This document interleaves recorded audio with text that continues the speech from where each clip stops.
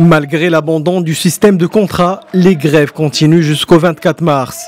Le ministère de l'Éducation fait montre de fermeté et promet de sanctionner toute personne entravant le déroulement normal des cours. Estimant avoir rempli ses engagements vis-à-vis des enseignants cadres des académies régionales d'éducation et de formation, le ministère a du mal à comprendre la raison pour laquelle les manifestations se poursuivent.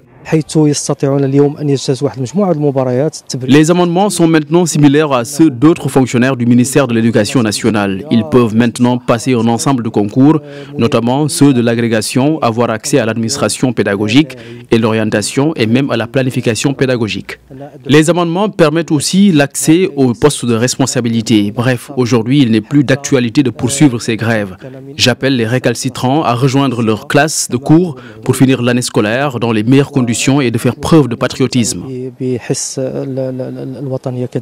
Après s'être entretenu avec les principaux syndicats de l'éducation, le ministère de l'Enseignement a effectivement présenté une panoplie d'amendements. Ces derniers portent principalement sur l'abandon du système contractuel et la résiliation du contrat par le réexamen de tous les articles abordant la résiliation du contrat. Les propositions portent aussi sur la possibilité d'exercer une activité en dehors des horaires de travail à condition que les activités en question ne soient pas rémunérées, à l'instar des autres fonctionnaires. Les nouveautés de ce consensus concernent aussi la promotion en accordant au cadre des académies régionales d'éducation et de formation le droit à l'avancement de grade et d'échelle tout au long de leur carrière.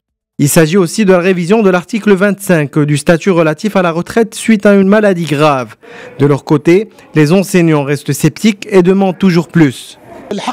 D'autres amendements doivent voir le jour pour avoir des enseignants à la hauteur, des enseignants respectables, des enseignants à l'aise dans leurs fonctions, notamment une révision des salaires.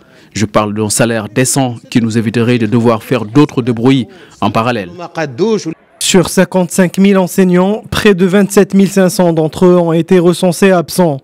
Afin d'éviter l'année blanche scolaire, 12 académies de l'enseignement ont enclenché ce mardi la procédure d'abandon de poste.